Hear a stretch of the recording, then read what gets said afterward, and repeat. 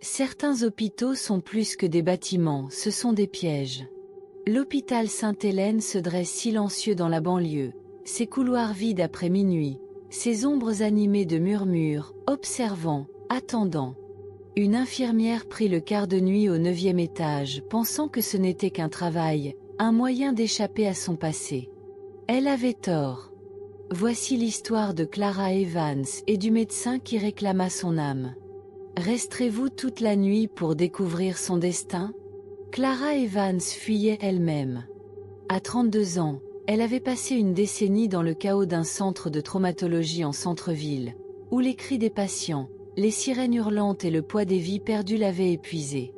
Ses mains tremblaient à cause de trop de café, son sommeil était fracturé par des cauchemars de visage qu'elle n'avait pas pu sauver, et son cœur portait une culpabilité qui s'accrochait comme une moisissure humide. Quand l'hôpital Sainte-Hélène lui offrit un poste de nuit dans leur établissement tranquille de banlieue, elle y vit un salut, une chance de respirer, de se reconstruire, de laisser les fantômes derrière elle. Mais certains fantômes ne restent pas enfouis. Certains vous suivent, d'autres attendent que vous veniez à eux. L'hôpital Sainte-Hélène semblait ordinaire, un bâtiment bas en briques niché derrière des soigneusement taillés, son parking à moitié vide même en journée. La nuit, c'était différent, immobile, lourd, comme un souffle retenu qui ne s'exhalait jamais. Le premier quart de Clara commença à 22 heures, l'air frais, les couloirs silencieux hormis le faible bourdonnement des néons qui clignotaient comme des battements de cœur nerveux. Elle fut affectée au 9e étage, une vieille aile en haut de l'immeuble, partiellement fermée depuis les années 1980, lorsqu'elle accueillait des patients en phase terminale. L'ascenseur monta lentement, grinçant, ses parois miroitées reflétant son visage fatigué, peau pâle, cernes sous des yeux verts, cheveux blonds tirés en un chignon désordonné. Elle ajusta son badge, Clara Evans, infirmière diplômée, et se dit que c'était un nouveau départ, un travail simple, un moyen de guérir. Elle ignorait que le 9e étage avait d'autres plans. Dans la salle de repos, les autres infirmières l'accueillirent, leurs voix feutrées, leurs sourires crispés, comme si elles gardaient un secret. Maggie, une infirmière chevronnée aux mèches grises dans ses cheveux noirs, fumait sans arrêt, ses yeux se posant sur la fenêtre où la nuit pressait contre la vitre comme une chose vivante. Louis, un jeune infirmier aux mains nerveuses, serrait un chapelet qui pendait de sa poche, ses perles cliquetant doucement. Sarah, agitée et pâle, griffonnait sans fin sur son porte-bloc, ses yeux évitant tout le monde. Elles accueillirent Clara, mais leurs avertissements vinrent vite, tranchants, comme une lame cachée dans des mots doux. Le 9e étage est différent, dit Maggie, exhalant de la fumée, sa voix basse, rauque. Les lumières clignotent là-haut, s'éteignent parfois. Les boutons d'appel sonnent dans des chambres vides. Les patients voient des choses. Louis serra son chapelet plus fort, ses jointures blanchies. Il parle d'un homme en blanc, murmura-t-il, sa voix tremblante. Pas un médecin, pas un infirmier, juste là, à regarder. Le stylo de Sarah griffa plus vite, ses mains tremblaient. Ne reste pas seule trop longtemps, marmonna-t-elle, à peine audible, ses yeux fixés sur son porte-bloc. Clara rit, le son aigu, résonnant dans la petite pièce. Des histoires de fantômes.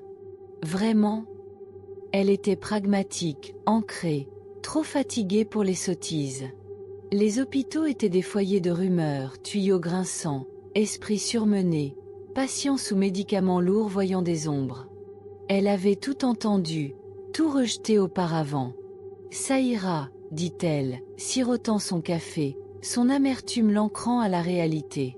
Les infirmières échangèrent des regards, leurs visages indéchiffrables, leurs yeux empreints de quelque chose que Clara ne pouvait nommer, peur, pitié, résignation. Elles retournèrent à leur travail, la laissant seule avec son thermos et son scepticisme. Sa première semaine fut calme, presque trop calme. Le 9e étage était à moitié vide, avec seulement une poignée de patients, principalement des personnes âgées, en convalescence après des opérations ou gérant des maladies chroniques. L'aile semblait vieille, négligée, ses sols en linoléum éraflés et décollés, ses murs beige délavés, tachées de légères marques jaunes qui sentaient l'antiseptique et quelque chose d'aigre, comme de vieux pansements laissés dans un coin humide.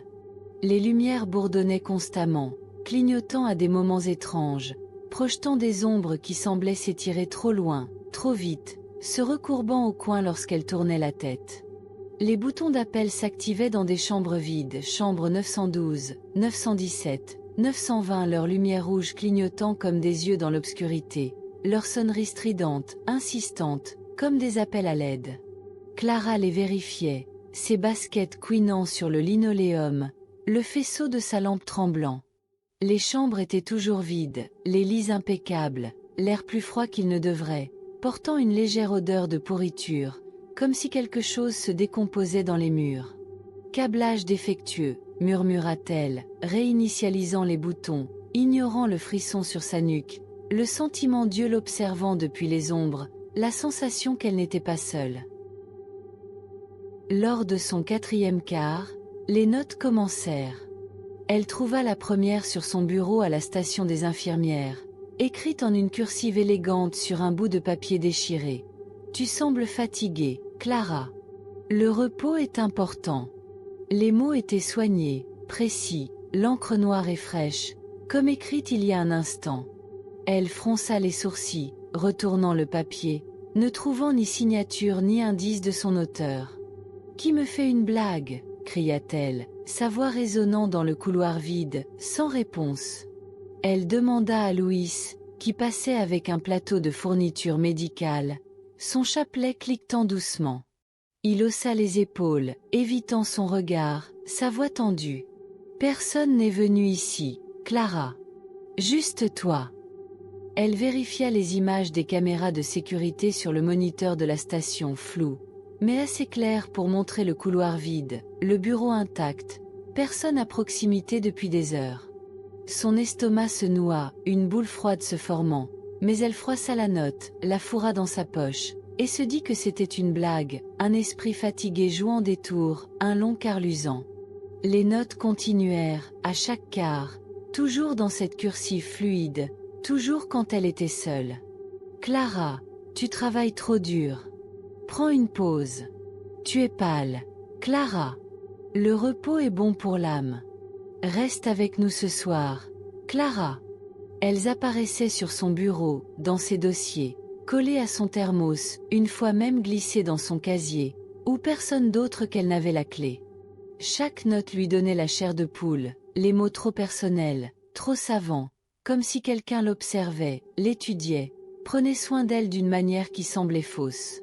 Elle vérifiait les caméras obsessionnellement, mais elle ne montrait rien, personne près de son poste, personne dans les couloirs, juste des parasites clignotant à l'écran, comme si quelque chose interférait, comme si quelque chose regardait. Elle demanda aux autres infirmières, mais Maggie secouait la tête, exhalant de la fumée, ses yeux distants. Sarah griffonnait plus fort, son porte-bloc tremblant, ses doigts tachés d'encre. Louis serrait son chapelet, murmurant des prières, sa voix à peine un souffle. « Je t'avais dit, Clara. Le 9e étage n'est pas normal. Il te voit. » Clara cessa de rire des histoires. L'aile semblait plus lourde maintenant, l'air plus épais, le silence vivant, comme s'il respirait, écoutait, attendait. Les lumières clignotaient plus souvent, s'éteignant parfois complètement, plongeant le couloir dans l'obscurité pendant des secondes qui s'étiraient comme des heures, les ombres bougeant d'une manière qu'elles ne devraient pas, se recourbant comme des doigts, des cheveux, quelque chose de vivant. Les boutons d'appel sonnaient constamment, toujours dans des chambres vides, leurs sonneries stridentes, comme des cris interrompus, résonnant dans sa tête longtemps après qu'elle les eut réinitialisés. Elle vérifiait, sa lampe tremblante, trouvant les lits intacts, l'air froid, l'odeur légère de pourriture persistant, plus forte maintenant, mêlée de quelque chose de sucré, comme des fleurs fanées laissées trop longtemps dans un vase. Les patients commencèrent à parler, leurs voix basses, leurs yeux écarquillés, leurs mots glaçants.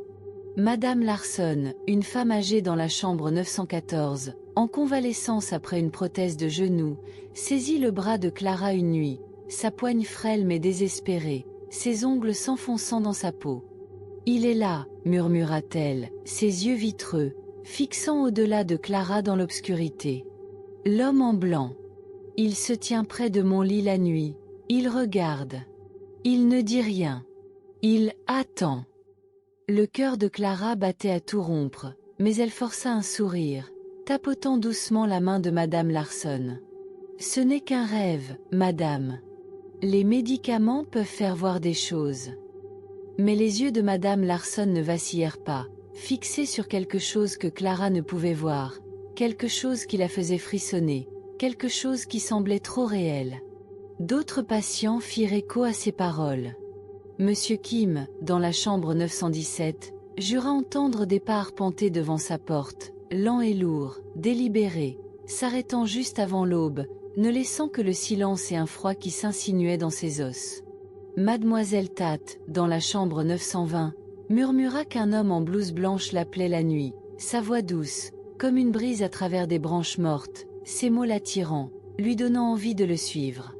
Clara vérifiait leur dossier, ajustait leurs médicaments, se disait que c'était du délire, de l'épuisement, n'importe quoi sauf réel. Mais la nuit, seule à la station, elle le sentait, une présence, lourde, proche, comme quelqu'un se tenant juste derrière elle, leur souffle froid sur sa nuque, leurs yeux brûlant son âme. Les jours de Clara se fondirent dans les nuits, son monde se réduisant au couloir sombre du 9e étage. Elle cessa de bien dormir, son appartement semblant étrange, les ombres trop longues, les miroirs reflétant des éclairs de blanc, Dieu, de rien.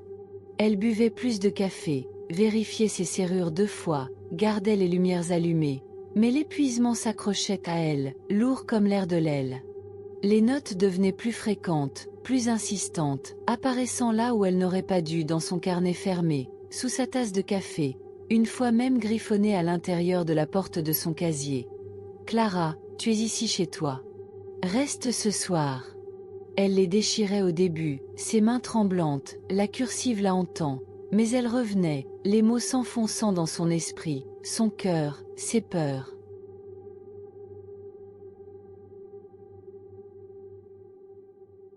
L'aile changeait, ou peut-être était-ce elle. Les lumières clignotaient constamment maintenant, le bourdonnement plus fort, comme un essaim d'insectes piégés dans les murs. Les boutons d'appel sonnaient dans des chambres vides, leurs lumières rouges pulsant comme des battements de cœur, leurs sonneries hurlant, plaidant, accusant. Elle arpentait les couloirs, le faisceau de sa lampe tremblant, les ombres bougeant, s'étirant, l'atteignant. La chambre 912 était la pire, sa porte toujours légèrement entr'ouverte, son air plus froid, plus lourd, sentant la pourriture et les fleurs, le lit intact mais froissé, comme si quelqu'un s'y était assis, attendant. Elle réinitialisait le bouton d'appel, ses mains tremblantes, la lumière rouge clignotant, l'observant. « Vieux câblage » murmura-t-elle, mais sa voix était faible, ses mots creux, son cœur s'emballant face à la vérité qu'elle ne voulait pas affronter. Les patients empirèrent. Madame Larson cessa de manger, ses yeux fixés au plafond, murmurant « Il attend pour elle ». Les pas de Monsieur Kim devinrent plus forts, sa porte tremblant la nuit, sa voix chevrotante alors qu'il disait à Clara « Il est dehors, il fait les 100 pas, il appelle mon nom ». Mademoiselle Tate cessa de parler, ses mains griffant ses bras, laissant des marques rouges, ses yeux écarquillés, chuchotant « Il est en moi, il me déchire ». Clara vérifiait leurs signes vitaux obsessionnellement, mais ils étaient stables, leurs esprits aiguisés, trop aiguisés.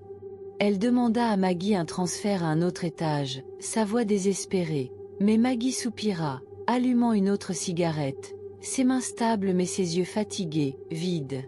« Tu penses que tu peux quitter le 9e étage ? Ça ne fonctionne pas comme ça. Une fois qu'il t'a choisi, tu es coincé. » Louise priait plus fort, ses perles de chapelet se cassant une nuit, s'éparpillant sur le sol comme de petits os, ses doigts saignants. Le porte-bloc de Sarah était couvert de lignes irrégulières. Pas des notes mais des mots, la même cursive. « Clara, reste. Clara, reste. » Lors de son 12e quart, elle le vit. Il était 2h14 du matin, l'aile silencieuse sauf pour le bourdonnement des lumières, l'air épais de pourriture, de fleurs, de quelque chose de mauvais. Elle remplissait des dossiers, ses yeux lourds, son stylo tremblant, quand un doux fredonnement flotta dans le couloir, une vieille mélodie de jazz, lente et mélancolique, comme des années 1940, ses notes se tissant dans le silence, l'attirant comme un fil. Elle se leva, son stylo tombant, claquant sur le bureau, le son fort, trop fort, comme un cri dans l'obscurité. Le fredonnement venait de l'extrémité du couloir, près de la chambre 920, où le corridor se terminait par une grande fenêtre donnant sur les banlieues sombres, la vitre embuée, la nuit pressant près.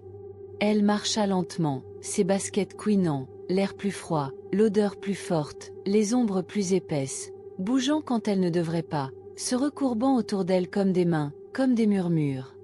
À la fenêtre, elle le vit, un homme en blouse blanche, comme un vieil uniforme de médecin, immobile, dos à elle. Ses cheveux étaient sombres, soigneusement peignés, ses épaules larges mais raides, comme s'il était là depuis des années, des décennies, pour toujours. Le fredonnement s'arrêta, et il se tourna, son visage pâle, ses yeux enfoncés, presque noirs, mais son sourire était doux, chaleureux, désarmant, comme une lumière dans l'obscurité. « Tu ne devrais pas travailler si dur, Clara, » dit-il, sa voix basse, suave, comme la mélodie de jazz, l'enveloppant, calmant son cœur battant. Sa respiration s'arrêta, ses mains se crispèrent, son esprit criant de courir, mais quelque chose dans sa voix, ses yeux, la retint là, l'enracinant sur place. Elle aurait dû être terrifiée, aurait dû crier, mais elle se sentait calme, réconfortée, comme si elle l'avait connu toute sa vie, comme s'il l'avait attendu. « Qui êtes-vous » demanda-t-elle, sa voix tremblante, ses mains secouées, son cœur battant mais curieux, attiré par lui. Il s'approcha, ses chaussures silencieuses sur le linoléum, sa blouse immaculée mais ancienne, lourde, comme appartenant à une époque oubliée. « Je suis le docteur Gabriel Moore, » dit-il, son sourire s'élargissant, ses yeux captant les siens, profonds et sans fin, comme des flaques d'encre, comme des trous dans le monde. « J'ai travaillé ici, il y a longtemps. Tu sembles fatiguée, Clara. Laisse-moi t'aider. » Elle cligna des yeux, et il disparut, le couloir vide, l'air froid, l'odeur de pourriture persistant, plus forte maintenant, mêlée de roses fanées, de lui. Une note reposait sur le sol où il se tenait, la cursive nette, fraîche. « Repose-toi, Clara. Je serai là. » Clara ne pouvait pas se débarrasser de lui. Le docteur Gabriel Moore devint son ombre, son secret, son obsession. Il apparaissait chaque nuit après cela, toujours près de la chambre 920, toujours aux heures les plus calmes, quand l'aile était immobile, les lumières tamisées, les ombres longues. Il fredonnait cette mélodie de jazz, ses notes se tissant dans l'air, douces et tristes, l'attirant vers lui. Il se tenait près de la fenêtre, sa blouse blanche brillant faiblement dans l'obscurité, ou s'asseyait dans une chambre vide, ses mains jointes, ses yeux l'observant avec une chaleur qui semblait un foyer, un danger. Il lui racontait des histoires sur Sainte-Hélène dans les années 1950, quand le 9e étage était vivant avec des patients, de l'espoir, de la vie. Il parlait de ses chirurgies, ses mains assurées, sa voix fière, de sauver des vies, de combattre la mort, d'une infirmière qui travaillait à ses côtés, qui se souciait trop, qui aimait trop profondément. Elle s'appelait Evelyne, dit-il une nuit, sa voix douce, ses yeux tristes, distants. Elle était comme toi, Clara. Forte, gentille, fatiguée. Elle est restée avec moi, toujours. Clara écoutait, sa peur s'estompant, remplacée par une étrange chaleur, une attraction qu'elle ne pouvait expliquer.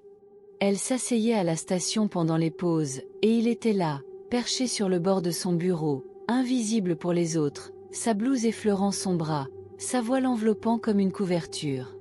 Il parlait de ses patients, de leurs visages, de leurs peurs, de leurs derniers moments, ses mains gesticulant, ses doigts longs, pâles, presque translucides, comme s'ils n'étaient pas tout à fait réels. « Tu es comme elle, Clara, » disait-il, ses yeux fixés sur les siens, son sourire doux mais affamé. « Comme Evelyne. Tu te soucies trop. Tu restes trop longtemps. Elle souriait, ses joues rougissant, son épuisement fondant sous son regard, son cœur battant mais calme, comme si elle tombait, comme si elle flottait. Elle commença à attendre ses visites avec impatience, sa voix, la manière dont il disait son nom, comme une chanson, comme s'il était à lui. Ses collègues remarquèrent le changement.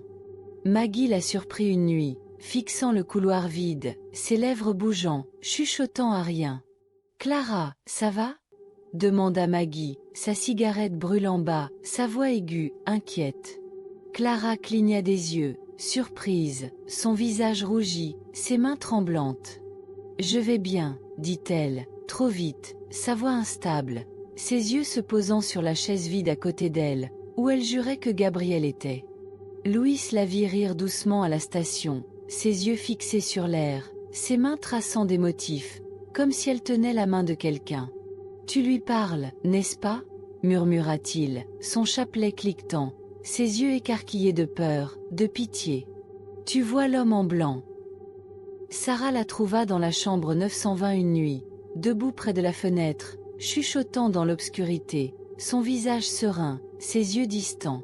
« Il n'y a personne là-bas, Clara, » dit Sarah, sa voix tremblante, son porte-bloc secoué, son stylo griffant des lignes irrégulières.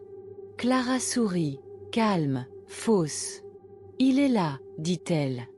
Il est toujours là. » Le gardien de sécurité, un homme discret nommé Tom au visage fatigué, lui montra les images de la vidéosurveillance une nuit, ses mains instables, sa voix basse.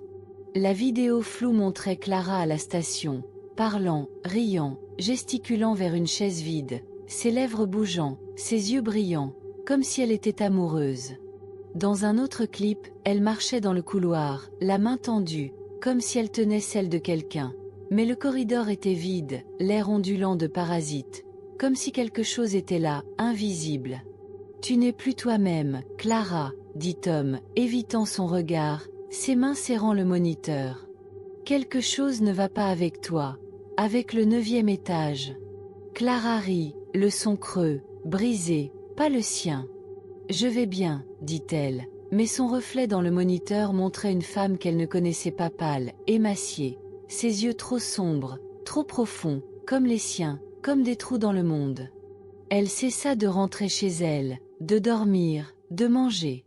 Elle restait dans la salle de repos, recroquevillée sur le canapé, ses rêves remplis de la voix de Gabriel, de sa mélodie de jazz, de sa blouse blanche, de ses yeux.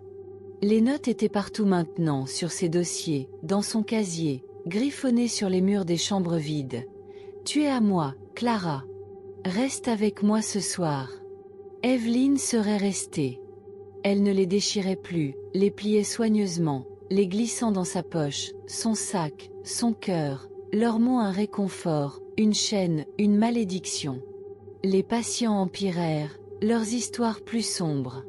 Madame Larson cessa de parler, ses yeux fixés au plafond, murmurant « Il attend pour elle, pour Clara. » Monsieur Kim disparut de sa chambre une nuit, son dossier vide, son lit froid, une note à sa place. « Il est avec nous maintenant, Clara. » Mademoiselle Tate criait la nuit, griffant son visage, laissant des marques rouges, chuchotant. « Il est en moi, il me déchire, il m'attire vers lui. » Clara confronta les infirmières, sa voix rauque, ses mains tremblantes, ses yeux sauvages. « Qui fait ça? Les notes, l'homme qui est-ce ?» Maggie écrasa sa cigarette, ses yeux fatigués, vides, sa voix plate. « C'est le 9e étage, Clara. C'est lui. Il ne part pas, et nous non plus. » Louise priait plus fort, ses perles de chapelet cassées, du sang coulant de ses doigts, tachant le sol. Sarah laissa tomber son porte-bloc, révélant des pages remplies non de notes mais de mots, la même cursive. « Clara, reste. Clara, reste. » Clara courut au bureau de sécurité, exigeant les bandes, mais Tom lui montra des parasites sans fin, et une seule image. Elle à la station, une silhouette en blouse blanche derrière elle, sa main sur son épaule, son visage flou, ses yeux noirs, son sourire faux. Clara ne pouvait pas s'arrêter. Gabriel était son monde maintenant, ses pensées, ses rêves, son tout. Il apparaissait chaque nuit, ses visites plus longues, ses histoires plus sombres, ses yeux plus affamés, son sourire plus aigu. Il se tenait plus près, sa blouse effleurant son bras, son souffle froid, sentant la pourriture et les roses, sa voix l'attirant plus profondément, comme une marée qu'elle ne pouvait combattre. Elle cessa de remarquer les lumières clignotantes, les boutons d'appel sonnant, l'odeur de pourriture, les ombres qui bougeaient. Elle cessa de remarquer combien elle était pâle, comment ses uniformes pendaient lâchement, comment ses mains tremblaient lorsqu'elle versait du café, comment son reflet dans le moniteur de la station n'était plus le sien, mais le sien, toujours le sien.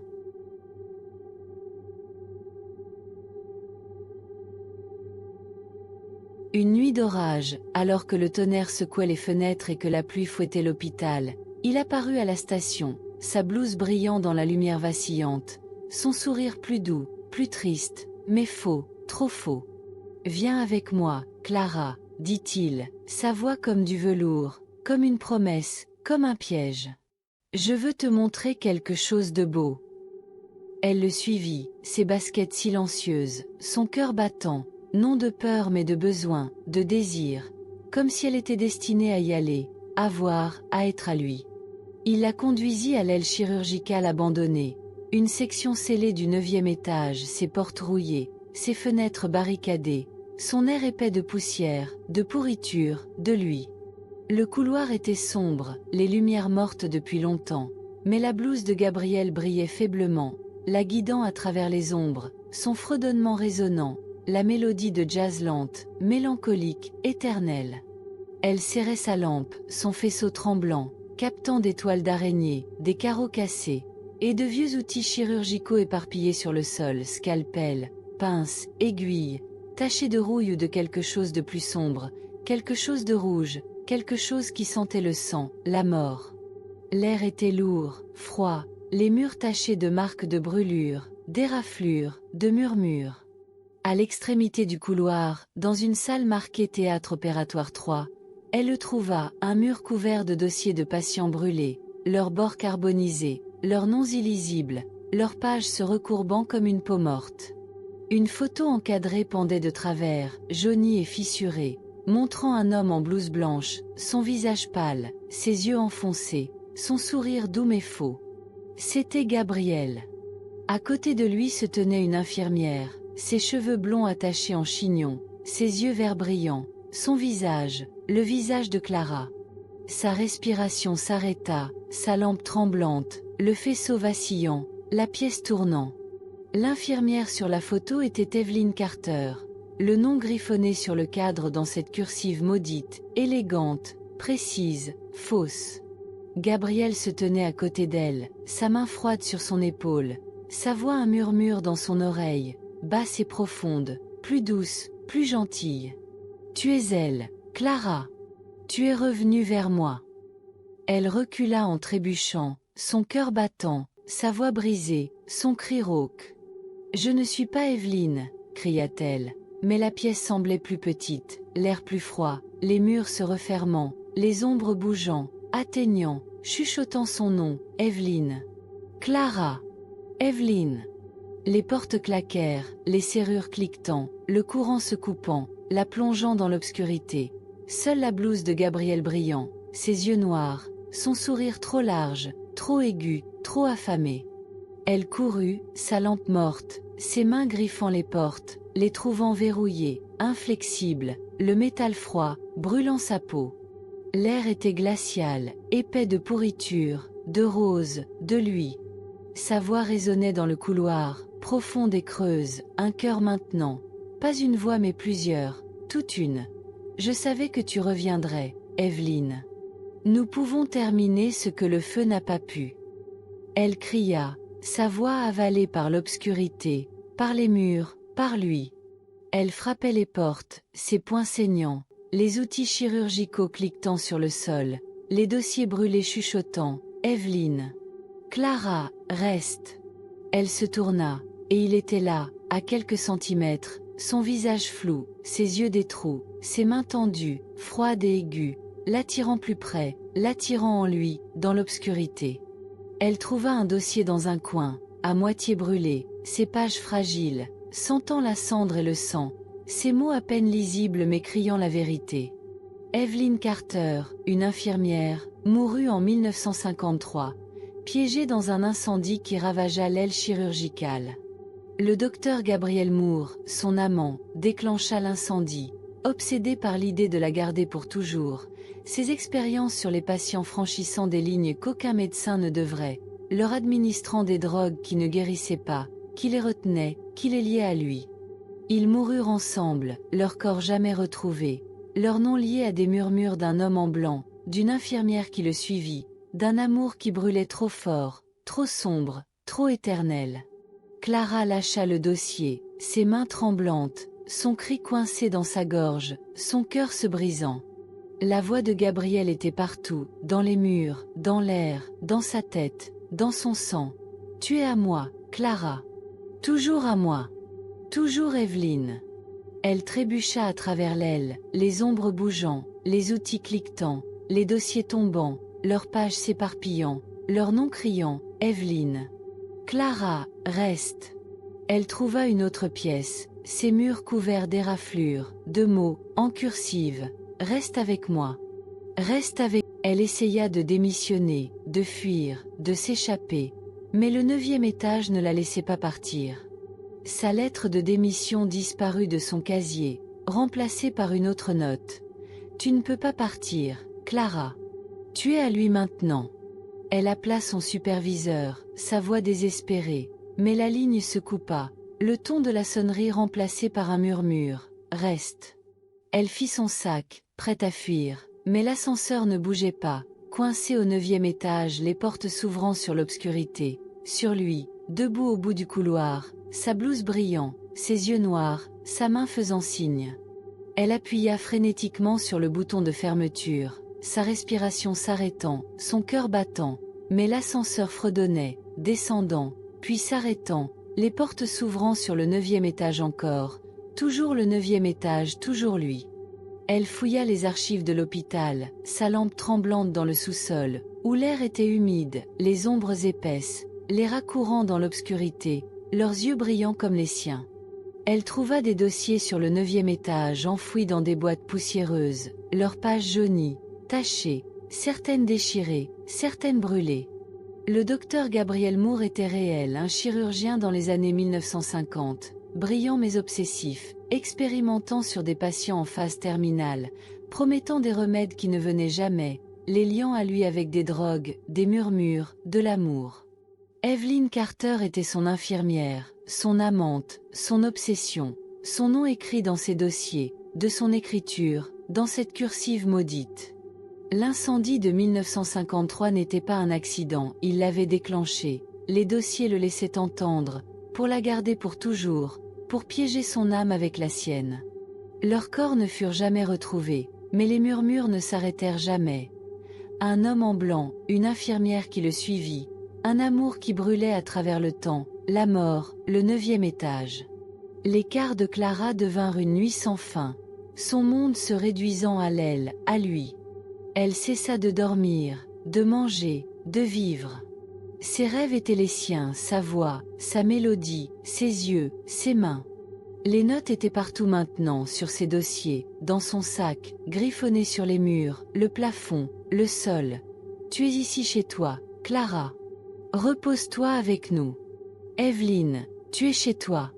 Les boutons d'appel hurlaient, les lumières clignotaient rouges, l'air épais de pourriture, de rose, de lui.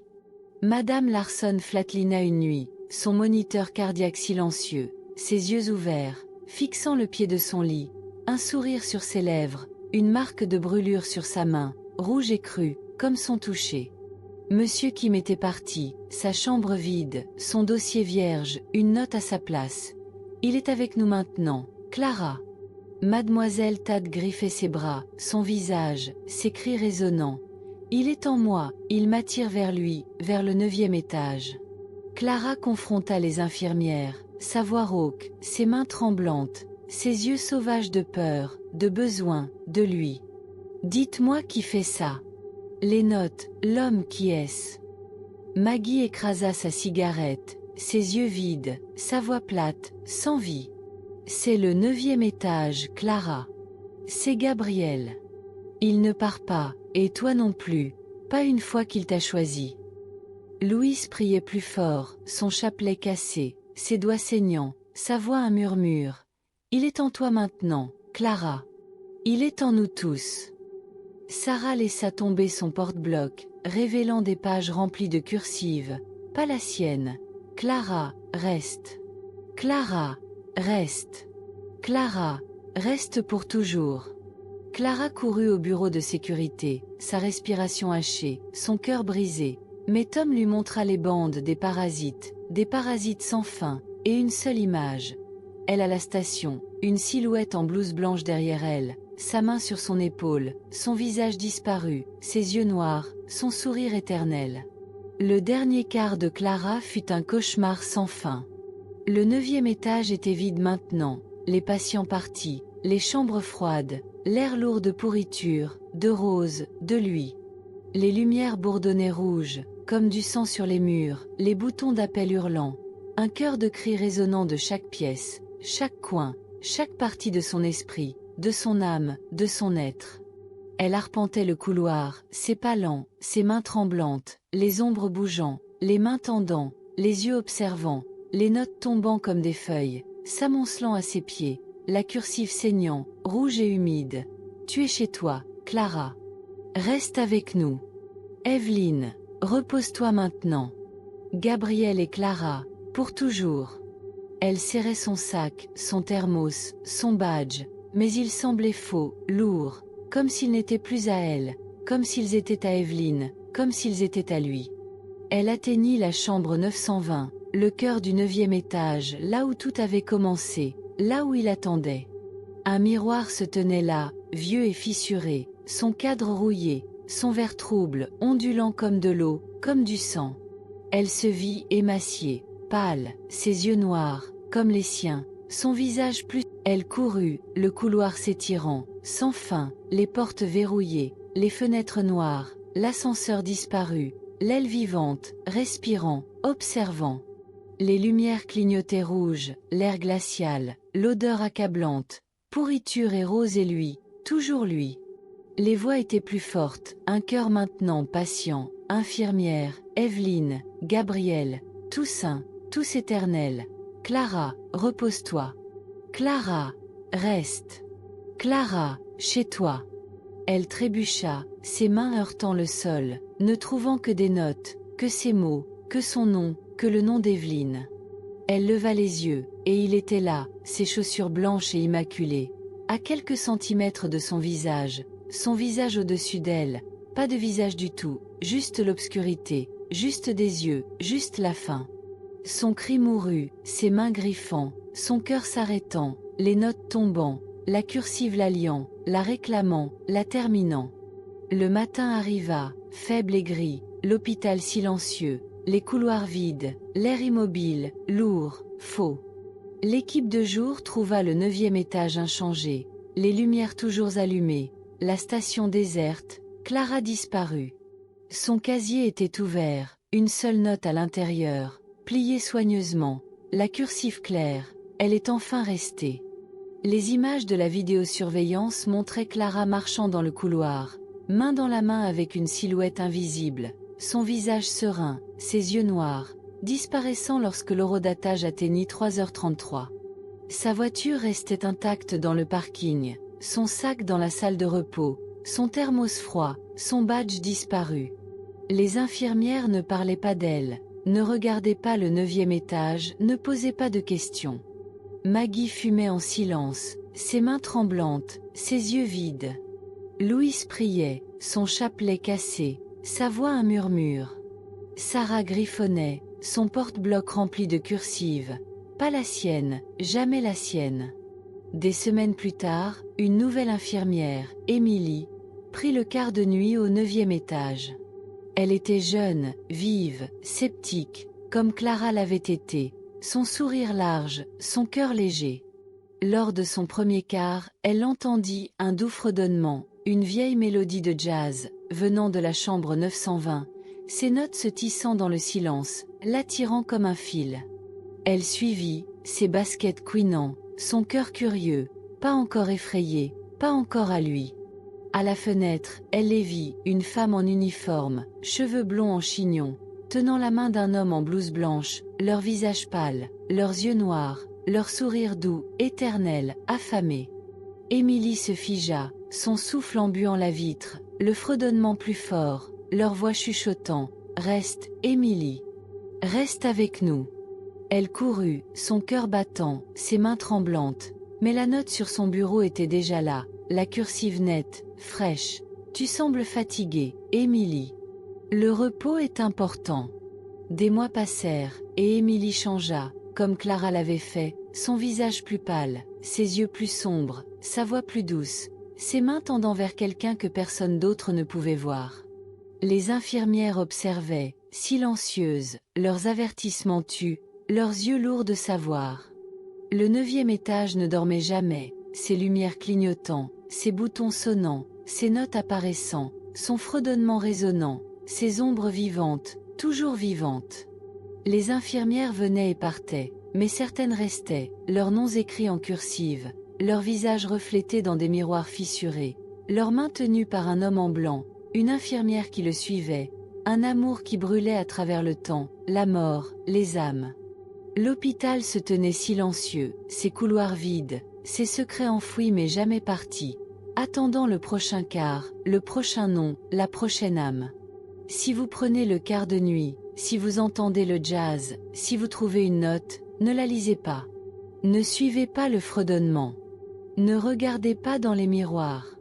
Ne restez pas après minuit, ne marchez pas vers la chambre 920, n'écoutez pas l'homme en blanc, l'infirmière qui l'aime, l'aile qui vous réclame. Car certains hôpitaux ne guérissent pas, certaines elles ne lâchent pas, certains fantômes vous aiment jusqu'à ce que vous soyez à eux, jusqu'à ce que vous ne soyez rien, jusqu'à ce que vous soyez eux. Vous inscrivez-vous pour le quart de nuit au 9e étage, sachant ce qui attend dans l'obscurité ?